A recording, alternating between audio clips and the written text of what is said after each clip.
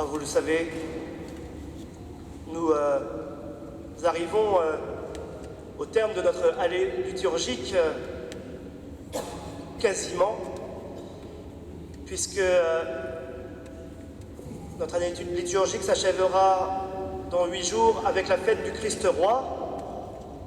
Évidemment, l'année liturgique finit par le règne du Christ. Vous savez, l'année liturgique, une sorte de répétition de l'histoire du salut et même de l'histoire de notre humanité. Et ainsi, aujourd'hui, l'Église nous permet de méditer sur la fin, F-I-N, ce qu'on appelle la fin des temps, la fin du monde, la fin de l'histoire. Nous méditons sur la fin. Et ainsi, j'aimerais avec vous recueillir de lectures que nous venons d'écouter ce que le Seigneur nous apprend, nous enseigne. En méditant sur la fin, il y a un terme en théologie qu'on appelle l'eschatologie, le discours sur la fin, c'est-à-dire les fins dernières. En méditant sur la fin, nous pouvons recueillir 3 choses. Il y aura une résurrection de tous à la fin. C'est ce qui nous est dit dans le livre de Daniel, dans la première lecture. À la fin, il y aura également un jugement des bons et des méchants, ceux qui iront vers la vie éternelle et ceux qui seront perdus. Et enfin, pour l'heure et le moment de la fin, nous ne le savons pas. Nous ne connaissons ni le jour ni l'heure. Et donc ça a une implication dans notre vie aujourd'hui. À la fin des temps, à la fin de l'histoire, il y aura une résurrection. Une résurrection de tous. C'est ce que nous dit le livre de Daniel. Cela veut dire, pour nous chrétiens, que cette vie que nous vivons ici-bas, ne s'arrête pas avec la mort.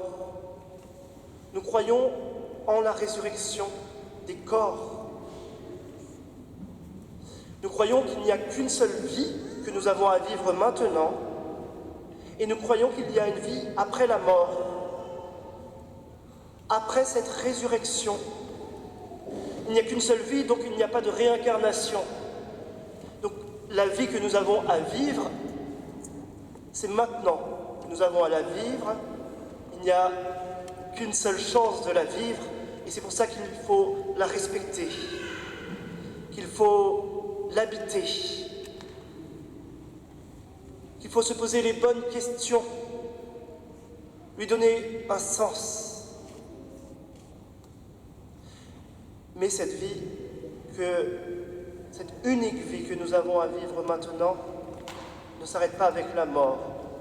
Nous avons cette espérance de la résurrection à la fin. D'ailleurs, c'est ce que, juste avant de ressusciter Lazare, Marthe, la sœur de Lazare, dit au Seigneur. Le Seigneur lui dit « Ton frère ressuscitera ». Et Marthe lui répond «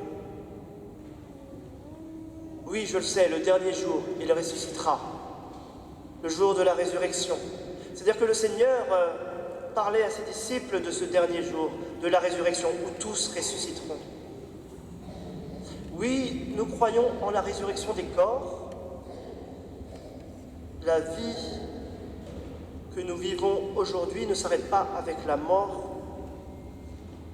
Si elle s'arrêtait avec la mort, notre foi serait vaine, nous dit l'apôtre Paul.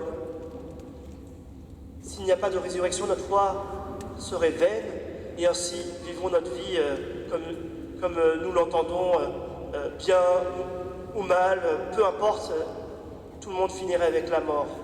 Non, nous croyons en la résurrection des corps. Tous ressusciteront à la fin, c'est ce que le Seigneur nous dit, c'est ce que le Seigneur nous révèle. Et ainsi, nous devons nous poser cette question, comment je veux vivre ma vie aujourd'hui? Et pour cela, il est important de savoir qu'à la fin également, il y a un jugement.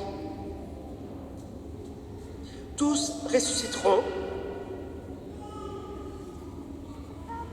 mais tous ressusciteront pour un jugement. Les uns pour la vie éternelle, les uns pour la perte éternelle. Alors, souvent au Moyen-Âge, on avait une vision du ciel comme c'est heureux, c'est bien heureux, il y a le bonheur, il n'y a pas de peine, et c'est biblique, etc. Et puis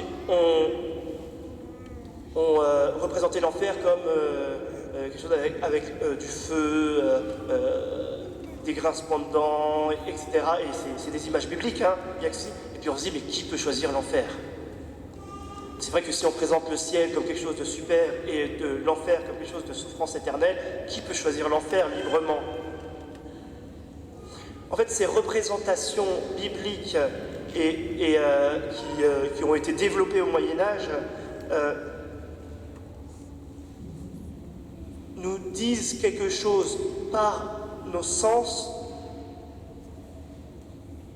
c'est-à-dire les souffrances éternelles, comme quelque chose auquel, eh bien, quelque chose de détestable, quelque chose pour lequel nous ne sommes pas faits.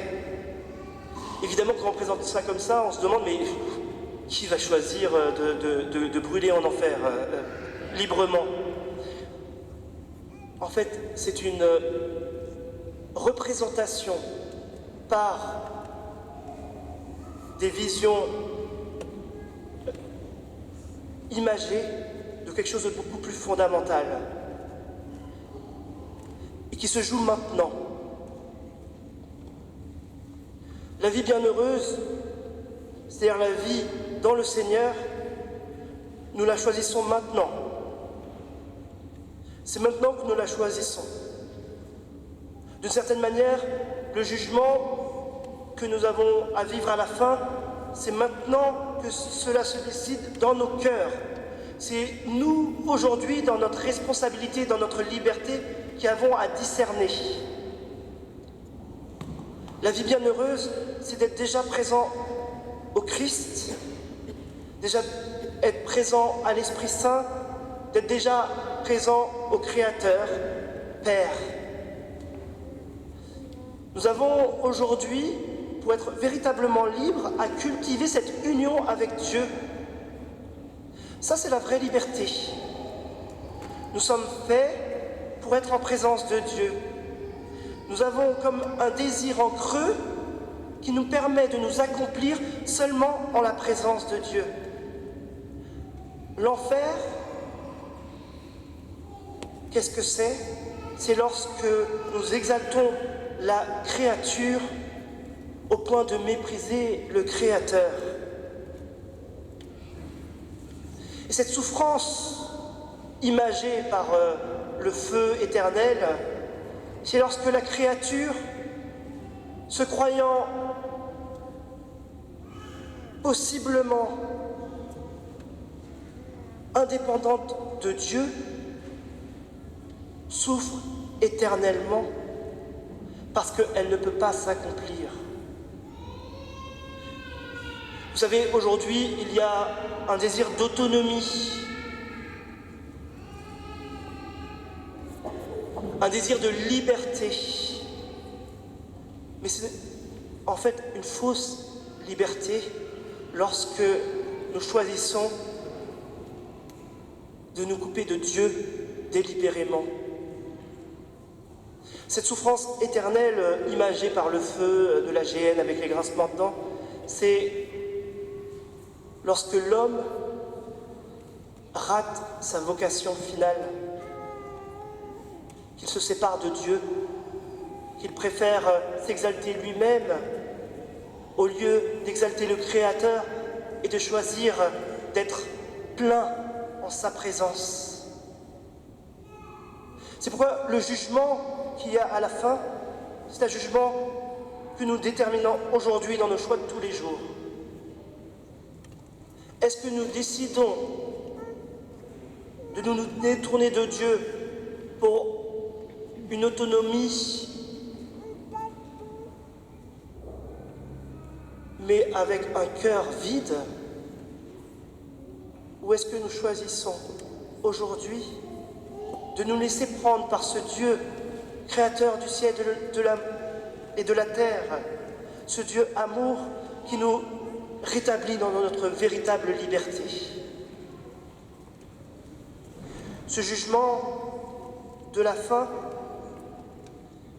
à celui qui fait miséricorde, à celui qui est humble, à celui qui est bon et patient, ce jugement de la fin, à celui-là, il n'y a pas de crainte, parce qu'il sait qu'il sera uni à son Dieu comme dès aujourd'hui. Ce jugement de la fin également, il est fait pour ceux qui sont assoiffés et affamés de justice. Nous le savons, nous en avons l'expérience. Moi, quand j'étais petit, j'aimais bien regarder des dessins animés ou des séries où les bons gagnaient à la fin. Il y avait les bons et les méchants, et les bons gagnaient à la fin. Happy end, c'était super. Mais nous voyons bien dans le monde que parfois, en fait, on a l'impression que les méchants remportent des victoires, et puis ceux qui sont justes se retrouvent dans la panade. Trop souvent, nous voyons ça. Eh bien, ce jugement de la fin est une garantie par Dieu lui-même qui voit les cœurs, qui sondent les reins et les cœurs, que les justes obtiendront leur récompense. Et les méchants seront jugés selon leurs œuvres. Mère Teresa, qui a fait du bien toute sa vie, aura sa récompense, la vie éternelle, l'union à Dieu. Et ceux qui se seront enfermés dans la violence, dans la haine, seront jugés selon leurs œuvres, parce que Dieu seul juge et connaît les reins et les cœurs. S'il n'y a pas de jugement, il n'y a pas de justice. Et donc, c'est une garantie, ce jugement de Dieu, qu'à la fin, toute justice sera établie, toute vérité. Et si jamais, ici-bas, nous avons à vivre l'injustice, à subir le mensonge, à subir les inégalités, à subir les souffrances, Dieu rétablira la justice et la vérité à la fin. Voilà le jugement de la fin comme le lieu où ceux qui auront choisi Dieu, honoré leur Créateur, choisi la plénitude en sa présence, et le lieu aussi d'une garantie de justice pour ceux qui sont affamés, assoiffés de justice.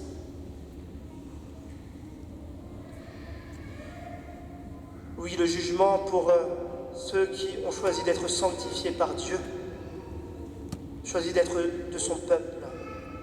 Et enfin, ce que le Seigneur nous enseigne en ce jour sur la fin, c'est que nous ne savons ni le jour ni l'heure. Alors il s'agit pour nous véritablement de veiller, de ne pas nous perdre dans ce monde par des mirages, des biens qui passent, de veiller à véritablement entretenir notre foi en lui, notre union à lui, dans les épreuves, dans les joies, parce que nous ne savons ni le jour ni l'heure. C'est pourquoi, pour entretenir notre union à lui, il est bon de communier au Seigneur tous les dimanches, et même en semaine, si possible. Il est bon d'accueillir ce sacrifice donné une fois pour toutes, pour nous sanctifier, pour nous donner la vie. Veiller à ce que notre cœur ne cède pas au péché. Veillez à ce que notre cœur ne cède pas au désespoir.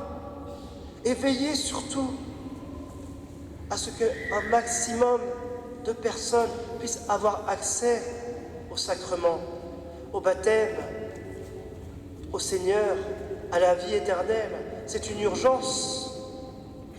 C'est une urgence que tous puissent trouver la plénitude de la joie dans le Seigneur. C'est une urgence à nous qui avons la foi d'annoncer ce Seigneur. C'est une urgence à nous qui avons la foi de nous dépouiller pour cela, pour que tous puissent avoir accès à la vie éternelle. Les biens de ce monde passent. Le Seigneur ne passe pas.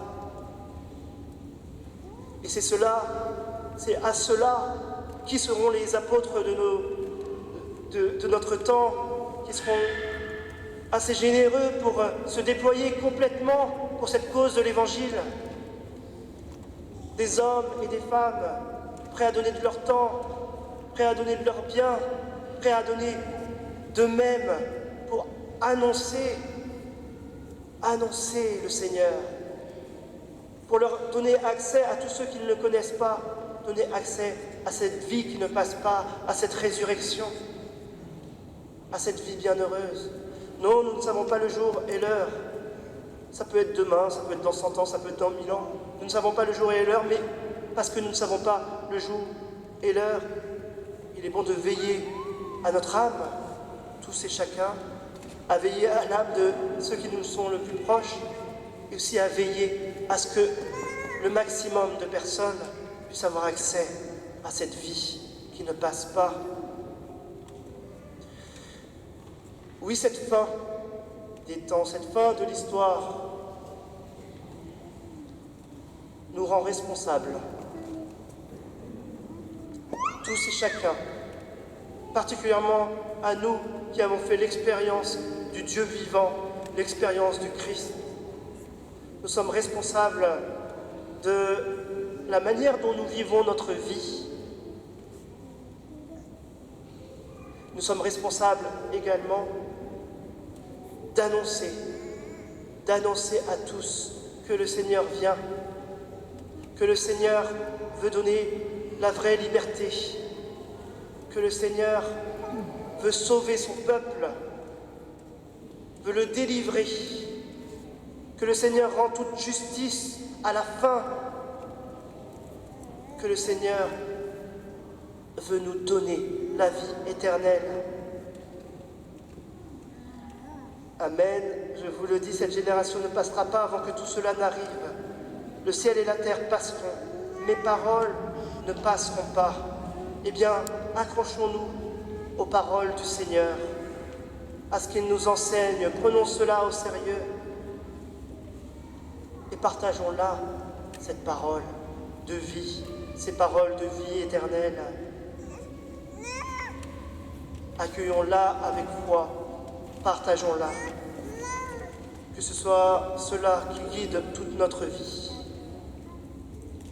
Oui Seigneur, alors que tu nous enseignes sur cette fin, donne-nous cette espérance, déjà ici-bas, de tenir en ta présence, de veiller. Et Seigneur, donne-nous de prendre conscience que nous avons cette responsabilité de vivre notre vie pleinement dans cet amour que tu nous donnes et de l'annoncer à ceux qui ne croient pas encore. Seigneur, nous croyons en toi, nous espérons en toi. Accorde-nous cette joie de la vie bienheureuse dès maintenant et pour l'éternité. Amen.